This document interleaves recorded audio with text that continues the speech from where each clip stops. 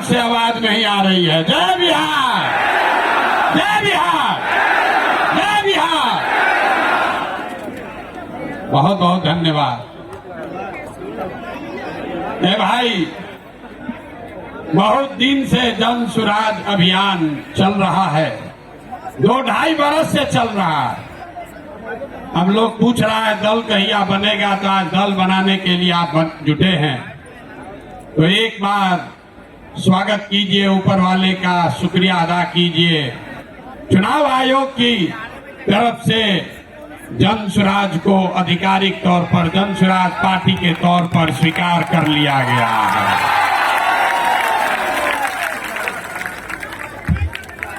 नाम ठीक है? चुनाव आयोग के कहने से नहीं होगा। चुनाव आयोग, अगर आप नहीं मानेंगे तो फिर से चुनाव आयोग में प्रयास किया जाएगा। जन सुराज पार्टी नाम ठीक है? ठीक है भाई, सबने अप्रूव कर दिया ना? कहा कि हाथ बिना उठाए कीजिएगा तो होगा। हाथ उठाकर बोलिए, कर दिया अप्रूव। दल का नाम क्या है? दल का नाम क्या है? अब आपका परिचय भी कराना है। आज बहुत लोग बैठेगा, अपने आप को जो राजनीति का विशेषज्ञ बताता है। बोले हमारे पत्रकार बंधु लोग बैठे हैं, ये पूछेगा कि अगड़े आए थे कि पिछड़े आए थे, दलित आए थे, हिंदू आए थे कि मुसलमान आए थे। जन सुराज के इस स्थापना दिवस में कौन आया था? तो अभी हम आपको बताते हैं कौन आया था। यहाँ बैठे हुए लोग, यहाँ आप जितने लोग आए हैं, यहाँ अगड़े भी आए हैं, यहाँ पिछड़े भी आए हैं, यहाँ दलित समाज के लोग भी आए हैं, यहाँ हिंदू भी आया है, यहाँ मुसलमान भी आया है। यहाँ बिहार का वो शख्स आया है जिसने ये तय किया है कि जिस राज्य को ज्यादातर दल और नेताओं ने न सुधर पाने वाला राज्य मानकर इसके हवाले छोड़ दिया है, उसको सुधारने का जिम्मा आप जैसे लोगों ने उठाया है। और ये नारा क्यों लगाते हैं? जय बिहार, जय जय बिहार का नारा क्यों लगता है? ये इसलिए लगता है कि आप उनको, ये वो समूह है जिसने तय किया है कि अपने जीवन काल में हम लोग ऐसा बिहार बनाएंगे कि देश दुनिया में कोई आदमी बिहार और बिहारी को गाली नहीं दे पाएगा। होना चाहिए ना भाई? आपका परिचय ठीक है ना? तो जन सुराजी कौन हुआ? जो चाहता है कि बिहार का पुराना गौरव, ये ज्ञान की भूमि, लोकतंत्र की जननी, आपके हमारे माँ बाप और पूर्वजों की इस जमीन को का जो गौरव वापस लाने के लिए संकल्पित लोग हैं, ये उनकी सभा है। लोग फिर पूछेगा इनका विचार क्या है? ये वामपंथी है कि दक्षिणपंथी है? यहाँ पर तो समाजवादी भी आए हैं, गांधीवादी भी आए हैं, बाबा साहब अम्बेडकर को मानने वाले लोग भी जुटे हैं, और भाजपाई भी संघ में जाने वाले लोग भी जुटे हैं। 5 टाइम नमाज पढ़ने वाले मुसलमान भी आए हैं, और शाखा चलाने वाले शख्स भी आए हैं। तो हम लोग की विचारधारा क्या हुई? जन सुराज की विचारधारा, जो महात्मा गांधी ने जो बात बताई, जो गुरुदेव रविंद्रनाथ टैगोर ने सिखाया, जो बाबा साहब अम्बेडकर ने बताया, जन सुराजियों का विचारधारा हुई मानवता। मानवता से आगे बढ़कर कोई बात नहीं है। मानव में, आदमी में जाति, धर्म, वर्ग के आधार पर भेदभाव नहीं होना चाहिए। ह्यूमन फर्स्ट, ये आपकी हुई विचारधारा। और आपका उद्देश्य क्या है? क्यों जुटे हैं हम लोग? इसलिए नहीं जुटे हैं कि किसी को मुख्यमंत्री बनना है, किसी को एमएलए बनना है। वो तो कई वर्ष से आप बनाते रहे हैं। इस उद्देश्य से आप जुटे हैं कि अपने जीवन काल में एक ऐसा बिहार देखें जिस दिन हरियाणा, पंजाब, गुजरात, महाराष्ट्र से लोग बिहार में रोजी रोजगार करने आए, तब मानेंगे कि बिहार में विकास हुआ। होना चाहिए कि नहीं होना चाहिए? होना चाहिए तो हाथ उठाइए सब लोग, बताइए होना चाहिए कि नहीं होना चाहिए? होना चाहिए। तो होगा कैसे? रास्ता तो पते नहीं। जो आता है कह रहा दूसरे नेता को गाली दे रहा, कह रहा हम आएंगे तो इसको कर देंगे। हम आपको जन सुराज में गांव गांव जाकर बता रहे हैं, ऐसा मंत्र सिखा रहे हैं कि वोट जिसको देना है दे दो, वोट जिसको देना है दे दो, लेकिन जो जन सुराज का मंत्र सीख कर दोगे तो और कुछ हो या न हो, आपके बच्चों के लिए पढ़ाई रोजगार जरूर हो जाएगा। होना चाहिए ना? ऐसे सूत कर बैठिएगा तो बात नहीं करेंगे, गला फंसा हुआ है। होना चाहिए कि नहीं होना चाहिए? और कुछ हो या नहीं, पढ़ाई रोजगार होना चाहिए कि नहीं होना चाहिए? कैसे होगा ये प्रश्न है। लोग पूछ रहा जन सुराज कैसे करेगा? कांग्रेस से नहीं हुआ, लालू जी से नहीं हुआ, नीतीश से नहीं हुआ, मोदी जी से नहीं हुआ, तो प्रशांत किशोर कैसे कर देगा? हम आपको बता रहे हैं कैसे होगा। अभी 2 मिनट में सबको दिखाएं कैसे होगा। सीखना है ना भाई? सीखे तो आप लोग गांव गांव में हैं, लेकिन एक बार उसको हम लोग रिवाइज करेंगे। अभी सब लोग, अभी इतना मीडिया वाला लोग लगाया है, सबके सामने जन सुराज का सूत्र देखिए कि कैसे आप वोट चाहे किसी को दीजिए, आपके बच्चों के लिए पढ़ाई रोजगार होगा। तो जो इस सवाल रास्ते को फिर से सीखना समझना चाहता है, उसको 3 सवाल का जवाब देना है।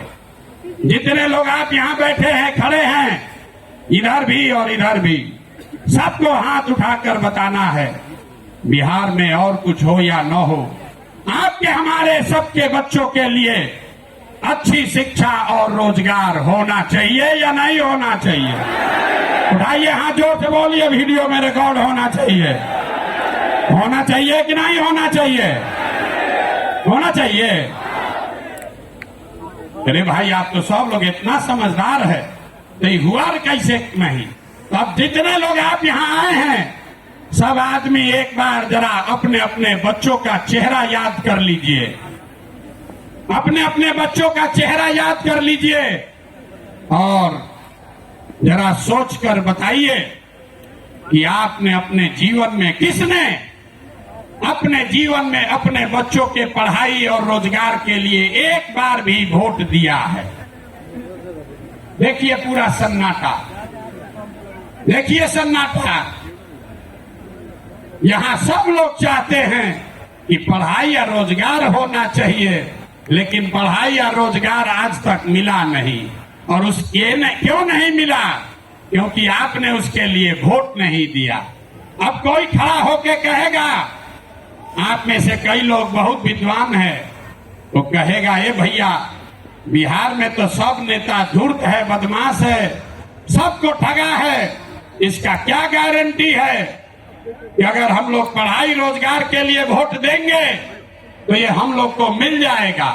हम अभी 2 मिनट में आपको दिखाएंगे, आपके आंख के सामने, कि चाहे आप वोट लालू जी को दीजिए कि नीतीश को, मोदी को दीजिए या जन सुराज को, जो रास्ता अभी दिखाएंगे आपके आंख के सामने दिखेगा, आपके बच्चों को पढ़ाई रोजगार मिलेगा ही मिलेगा।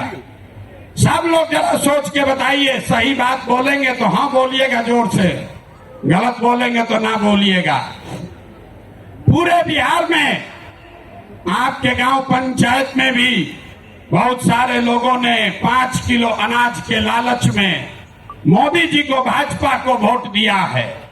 तो बिहार में चाहे जितना चोरी भ्रष्टाचार है, 1 किलो चोरी करके 4 किलो अनाज लोगों को मिल रहा है कि नहीं मिल रहा है? जोर से बोलो भैया, मिल रहा है कि नहीं मिल रहा है? जोर से बोलिए, ना बोलिएगा छोड़ देंगे यहीं पर। 4 किलो अनाज मिल रहा है कि नहीं मिल रहा है? आपने हमने वोट दिया हिंदू मुसलमान बन के। चुनाव से पहले लोगों ने कहा हमारा दशा कुछ भी हो, हमारे गांव का दशा कुछ भी हो, पहले अयोध्या में राम जी का मंदिर बनना चाहिए। तो आपके गांव में, बिहार के गांव में, शहर में नाली गली नहीं बना, स्कूल अस्पताल नहीं हुआ, फैक्ट्री नहीं लगी, लेकिन अयोध्या में राम जी का मंदिर बना है कि नहीं बना है? इधर जो बैठे इनसे भी पूछ रहे हैं, हाथ बैठा गिराए में, बना है कि नहीं बना है? अरे राम जी का मंदिर बना कि नहीं बना? आपने हमने वोट दिया, कई लोगों ने लालू जी को। लोगों ने कहा कि कुछ भी हो, लालू जी के राज में पिछड़ों को, गरीबों को, वंचितों को आवाज और सम्मान मिला। तो लालू जी के राज में सड़क, बिजली, पानी नहीं मिला, बच्चों को पढ़ाई रोजगार नहीं हुआ। लेकिन जो लोग भी बिहार को जानते हैं उसको ये मानने में गुरेज नहीं है कि लालू जी के राज में गरीब और पिछड़ों को आवाज और सम्मान मिला कि नहीं मिला? हाथ उठाकर बताइए, मिला कि नहीं मिला? कई लोगों ने वोट दिया नीतीश कुमार को, कहा कि बिहार में हमको सड़क, बिजली, पानी चाहिए। तो नीतीश के राज में इसी बदहाल बिहार में बिजली का बिल 2000 आए चाहे 6000, स्मार्ट मीटर भले आपके गर्दन को दबा के लगा रहा है, लेकिन घरे घरे बिजली आया है कि नहीं आया है? अरे बिजली आया है कि नहीं? हाथ उठाओ, आया है कि नहीं आया है? आपने हमने वोट दिया मोदी जी को सिलेंडर के लालच में। तो यहाँ पर सिलेंडर का दाम 1000 हो कि 1200, घरे घरे सिलेंडर बटा है कि नहीं बटा है? अरे बटा है कि नहीं बटा है? यहाँ का आदमी दोबारा कहने पर बोलता है, बोलिए बटा है कि नहीं बटा है? आपने हमने वोट दिया, कई लोगों ने मोदी जी का भाषण सुन के कि मोदी जी गुजरात में बड़ा विकास किए हैं। तो भैया गुजरात में तो विकास हो रहा है, पूरे देश का पैसा ले जाकर मोदी जी गुजरात के गांव गांव में फैक्ट्री लगा रहे हैं और पूरे बिहार से आपके हमारे बच्चे गुजरात में जाकर नौकरी मजदूरी कर रहे हैं कि नहीं कर रहे हैं? अरे भाई, तो कौना बात पर आप और हम वोट दिए हैं जो नहीं मिला? आपने खुद कहा अपने बच्चों के नाम पर, ये भैया हम लोग अपना जीवन में पढ़ाई रोजगार के लिए वोट नहीं दिए। यही बात जन सुराज बता रहा, यही जन सुराज का मंत्र है। वोट आप किसको देते हैं इसका कोई महत्व नहीं है, महत्व इस बात का है कि वोट किस बात के लिए देते हैं। आपने अनाज के लिए वोट दिया तो अनाज मिल रहा है, मंदिर के लिए वोट दिया, मंदिर बना है, आवाज के लिए वोट दिया तो लालू के राज में आवाज मिला है, बिजली के लिए वोट दिए तो नीतीश के राज में बिजली आया है, गुजरात के विकास के लिए वोट दिए तो गुजरात में विकास हुआ है। लेकिन आप में से किसी ने अपने बच्चों के पढ़ाई रोजगार के लिए किसी को वोट नहीं दिया, इसीलिए बिहार के बच्चे अनपढ़ और मजदूर रह गए। ये बात समझाने का अभियान का नाम है जन सुराज। मेरे भाई, अगर पढ़ाई और रोजगार चाहिए तो एक बार पढ़ाई और रोजगार के लिए वोट देना होगा। अगर अपने बच्चों का विकास चाहिए तो अपने बच्चों के लिए वोट देना पड़ेगा। अब एक अंतिम सवाल, सब लोग जरा सोच के बताइए, और कुछ हो या ना हो, आपको अपने बच्चों की चिंता है या नहीं है?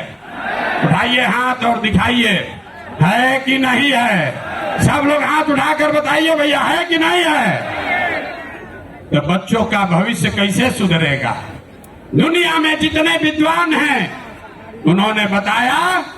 कि बच्चों का भविष्य सुधारने के लिए गरीबी से निकलने का 3 ही गो रास्ता है, पढ़ाई, जमीन और पूंजी। 3 ही रास्ता है गरीबी से निकलने का। अगर आप पढ़ लिख जाएगा, आपका बच्चा पढ़ लिख कर नौकरी रोजगार कर लेगा तो उसकी गरीबी खत्म हो सकती है। अगर आप पढ़े लिखे नहीं हैं, आपके पास जमीन हो तो खेती किसानी करके भी आपका बच्चे का जीवन सुधर सकता है। और अगर दोनों नहीं है तो पैसा पूंजी अगर हो, कोई आपको कर्ज भी दे दे तो कोई ना कोई छोटा मोटा रोजी रोजगार दुकान व्यापार करके भी आप अपना जीवन सुधार सकते हैं। बिहार में ध्यान से देखिएगा तो यहाँ पर ज्यादातर लोगों के पास ये तीनों में तीनों चीज नहीं है।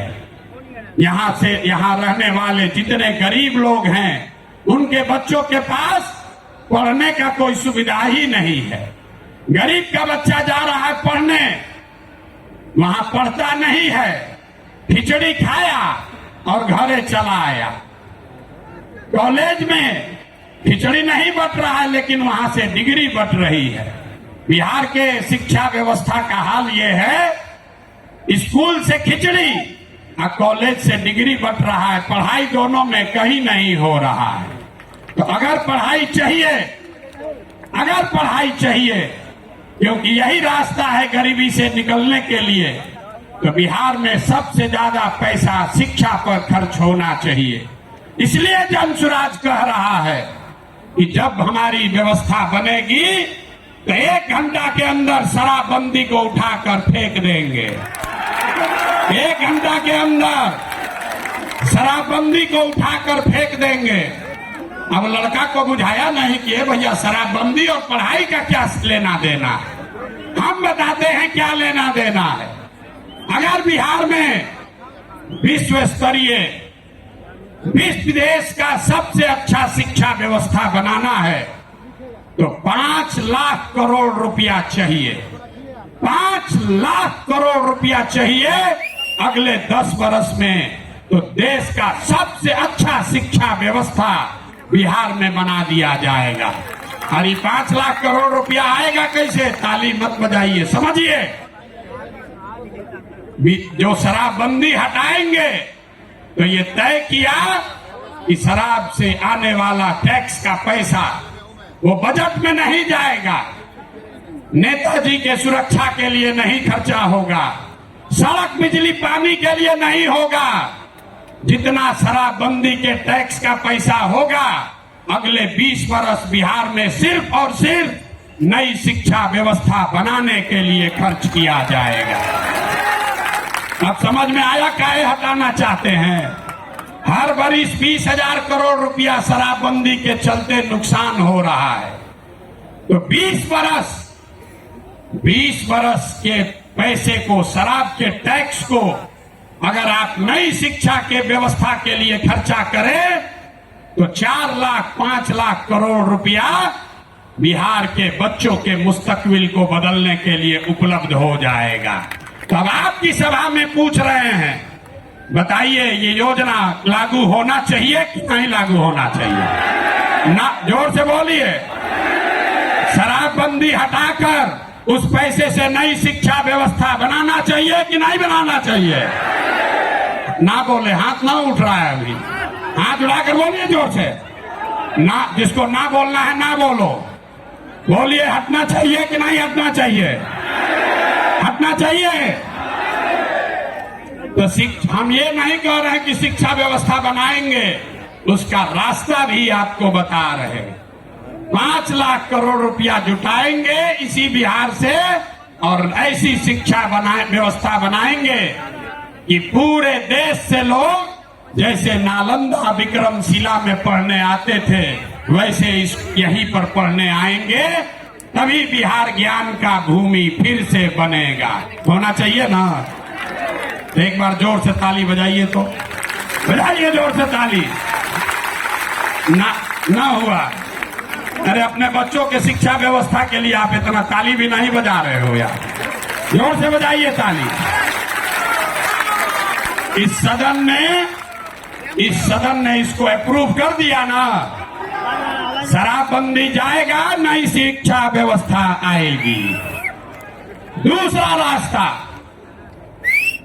दूसरा रास्ता ये 15 बरस से ये शिक्षा व्यवस्था से क्या होगा?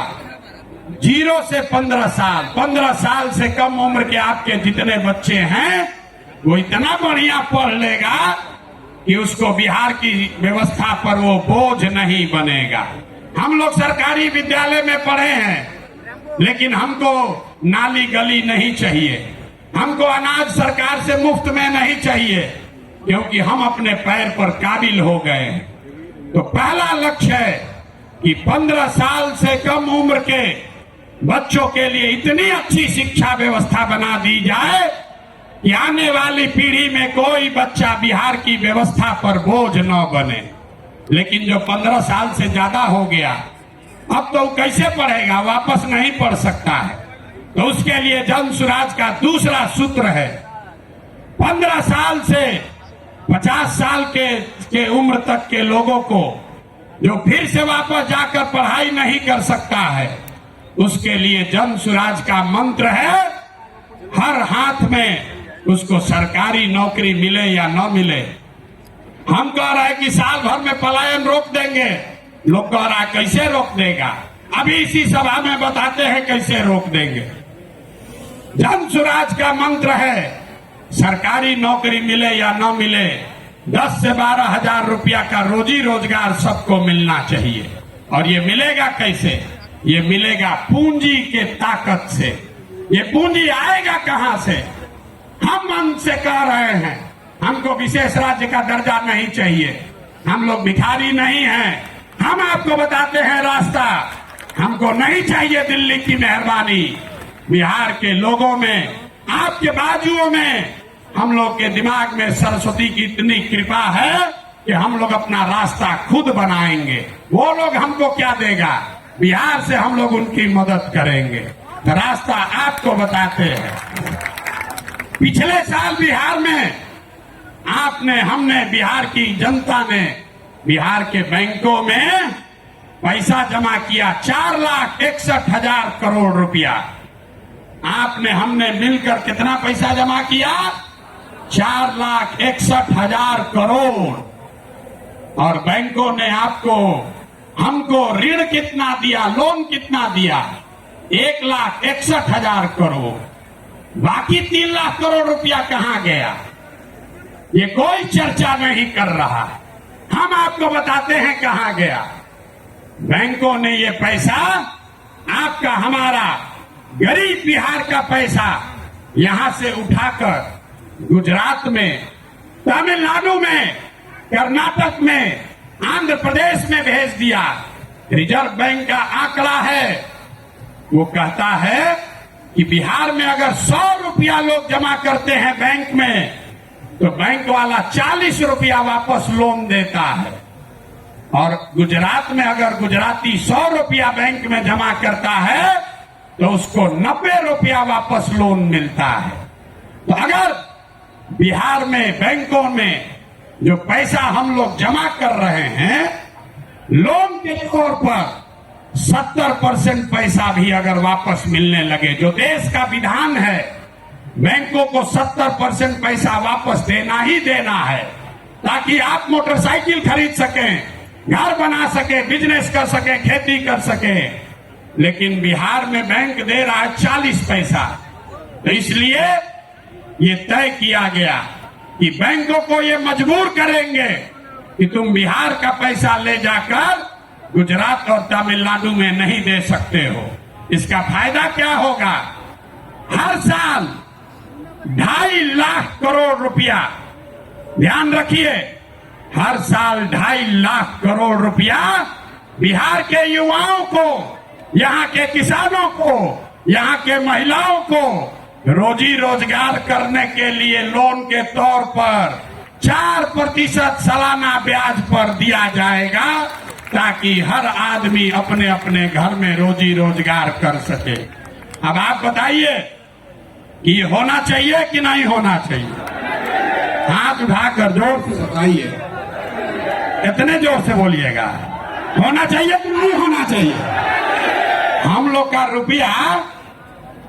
का रुपया गुजरात के आदमी को मिलना चाहिए, कर्नाटक के आदमी को मिलना चाहिए कि बिहार के लड़कों को मिलना चाहिए? जोर से बोलिए। जब हम लोग गुलाम थे तो क्या होता था? कपास का खेती हुआ बिहार में, फैक्ट्री है इंग्लैंड में, वहां फैक्ट्री में कपड़ा बना और वापस आकर फिर इसी देश में बिकता था। इसी के खिलाफ गांधी जी ने आंदोलन शुरू किया था। तो ये जन स्वराज का आंदोलन है कि हमारा पैसा, बिहार के लोगों का पैसा, हमको बाहर का पैसा नहीं चाहिए, लेकिन कम से कम जो हम लोगों का पैसा है वो तो हम लोग को मिलना ही चाहिए। मिलना चाहिए ना भाई, मिलना चाहिए ना। तो 2.5 लाख करोड़ रुपया अगर सीडी रेशियो को, क्रेडिट डिपॉजिट रेशियो को सुधार दिया जाए तो बिहार के महिलाओं को, युवाओं को 2.5 लाख करोड़ रुपया अलग से हर साल मिलने लगेगा।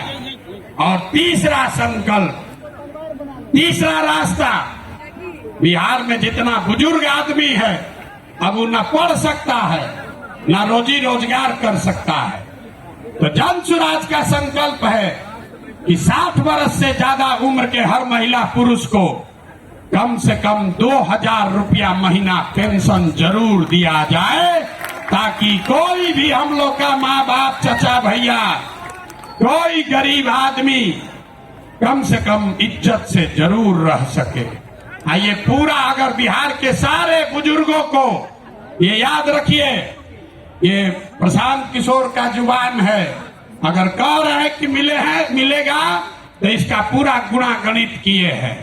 अगर बिहार में 60 वर्ष से ज्यादा उम्र के हर महिला पुरुष को 2,000 रुपया देना है तो हर साल करीब करीब 6,000 करोड़ रुपया सालाना लगेगा।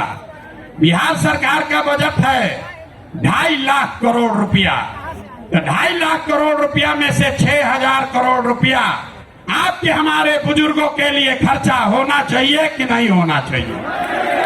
हाथ उठाकर बताओ यार, मुंह से बताओ कि होना चाहिए, होना चाहिए।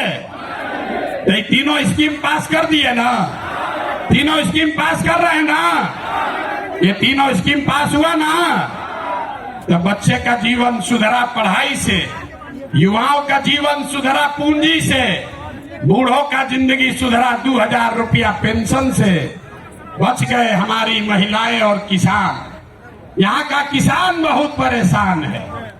नीतीश कुमार आजकल एक नया रोग छोड़े हैं, सर्वे करा रहे हैं, घर घर में गोली चलवा देगा, भाई बहन, चचा भतीजा, बाबूजी भैया सब में मारा मारी करवा दिया है। कराया है कि नहीं कराया है? अपना खतियान निकालने के लिए लोगों को 2-2, 4-4 हजार रुपया घूस देना पड़ रहा है। और एक सीओ DCLR यहाँ पर 1 महीना में जब से सर्वे शुरू हुआ है, हमको गांव गांव में लोग बता रहे हैं 50 लाख से 1 करोड़ रुपया लोगों से वसूली हो गया। हुआ है कि नहीं हुआ है? जरा बताइए तो, हुआ है कि नहीं? हुआ है ना, हुआ है ना। तो हम लोग का ये डिमांड है, जन स्वराज की ये सोच है कि सर्वे से नहीं, यहाँ भूमि सुधार लागू होना चाहिए। जब सरकार को पते नहीं है कि भूमि का मालिक है कौन, रजिस्टर्ड टू उसके पास अपना ही नहीं है, नीतीश के सरकार को ये पता ही नहीं है कि जमीन है किसका, और आपसे कह रहा है कि तुम बताओ कि तुम्हारा है कि तुम्हारे बहन का है। ये देखिए नीतीश कुमार को।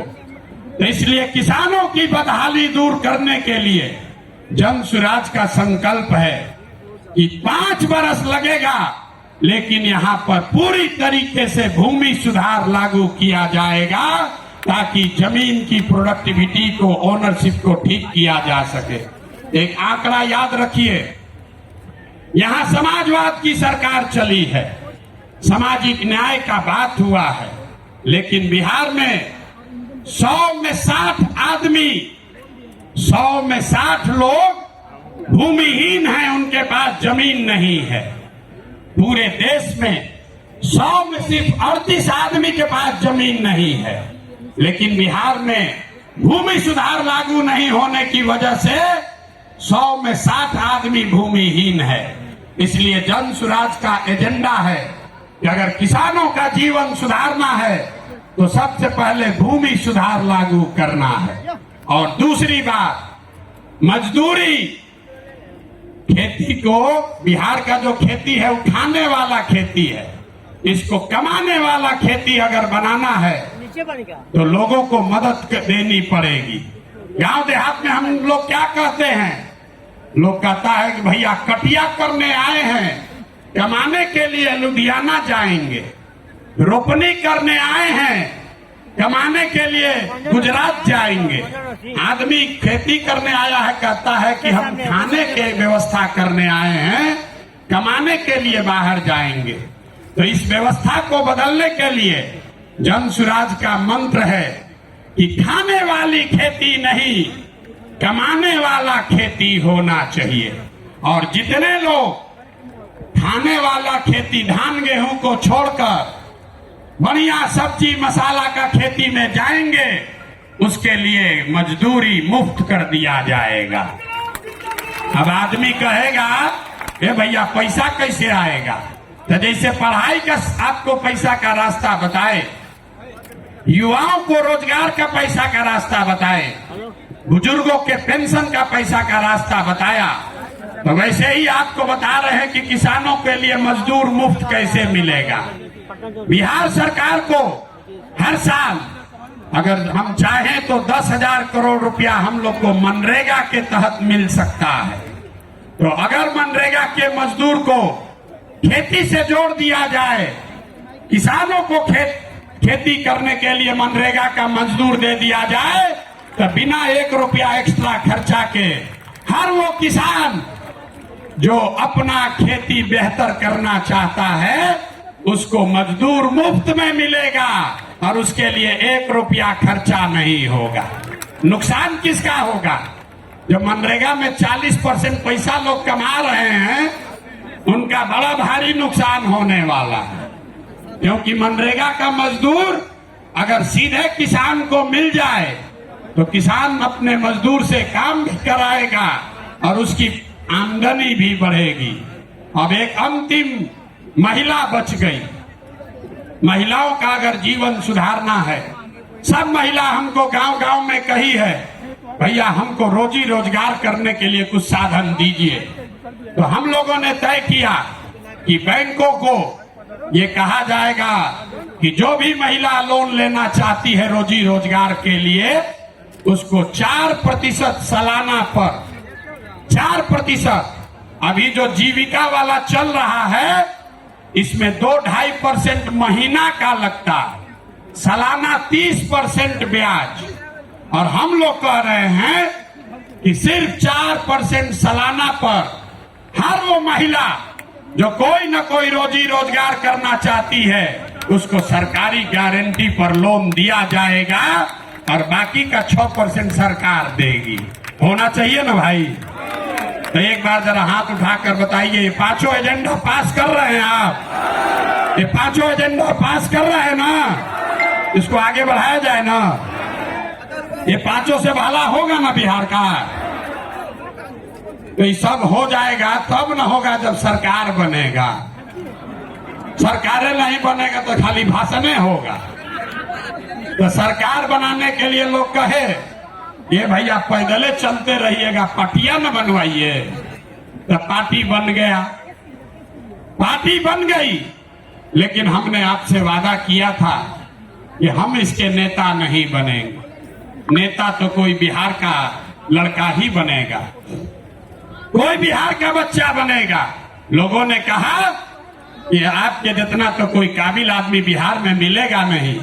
हम आपको अभी दिखाते हैं, आपके मंच के सामने यही खड़ा करेंगे कि अब दल बना है और दल का नेतृत्व जिस व्यक्ति को दे रहे हैं, दल का नेतृत्व जिसको दे रहे हैं, कार्यवाहक अध्यक्ष जिसको नियुक्त किया जा रहा है, देखिए कैसे सब एकदम ध्यान से सुनने को खड़ा है। अपना बच्चा का बात हुआ तो सो रहा था। आज जैसे बोले कि दल का अध्यक्ष घोषित कर रहे हैं तो देखिए कैसे सजग हो गया। तो जो अभी दल के अध्यक्ष बनेंगे उनका परिचय कराऊं, उससे पहले आपको बता रहा हूं ये कार्यवाहक अध्यक्ष हैं। इनका चुनाव मार्च तक फिर से किया जाना है, लेकिन 2 अक्टूबर को हमने आपसे वादा किया था कि दलित समाज का, हमने नहीं कहा था, हमारे सारे साथियों ने कहा था कि दलित समाज का कोई व्यक्ति इस दल का नेता बनेगा। इसलिए नहीं कि वो दलित है, इसलिए नहीं कि कोई अति पिछड़ा है, इसलिए कि वो सबसे काबिल आदमी है जो दलित भी है। ये फर्क समझिए। नेता का नाम सुनने से पहले इस फर्क को समझिए। जब हमने कहा कि जिसकी जितनी संख्या है उसको उतनी भागीदारी दी जाएगी, तो लोगों ने कहा कि ये भी तो वही जात पात बतिया रहे हैं। नहीं, जन सुराज में जात पात के आधार पर जगह नहीं मिल सकता है, लेकिन जन सुराज की सोच है कि हर समाज में काबिल आदमी है और हर काबिल आदमी का कोई न कोई जाति है, समाज है। तो अगर बनाने वाले के नियत में, बांटने वाले के नियत में खोट न हो तो ये बिल्कुल संभव है कि काबिल लोगों के बीच से जिस समाज की जितनी संख्या है उतने काबिल लोगों को लाकर जगह दे दी जाए। तो अभी जिनका मैं नाम ले रहा हूं, हमारे साथी जिनको ये जिम्मेवारी दे रहा हूं, सभी से सलाह करने के बाद जिनके नाम पर सबकी सहमति है, वो सज्जन यहां मधुबनी के हैं, मधुबनी के गांव में पैदा हुए, यही सरकारी विद्यालय से पढ़े, जमुई के सरकारी विद्यालय से पढ़ा हुआ ये बच्चा नेतरहाट गया। नेतरहाट से पास होने के बाद आईआईटी कानपुर गए और आईआईटी कानपुर से इलेक्ट्रिकल इंजीनियर बने। फिर वहां से आईआईटी दिल्ली गए, वहां से एमटेक करना शुरू किया। इसी बीच में इंडियन फॉरेन सर्विस में भी सिलेक्ट हो गए। तो बिहार के इस मिट्टी के लाल के सम्मान में जिनका नाम है मनोज भारती, मैं एक बार चाहूंगा कि सब लोग ताली बजाकर स्वागत कीजिए और दल के अध्यक्ष के तौर पर जोरदार ताली बजाइए।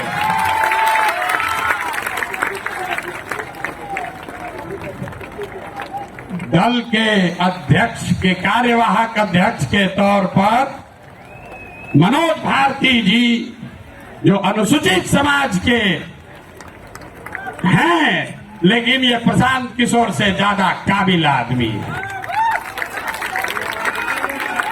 प्रशांत किशोर नेतरहाट का परीक्षा 2 बार दिए, नहीं पास कर सके।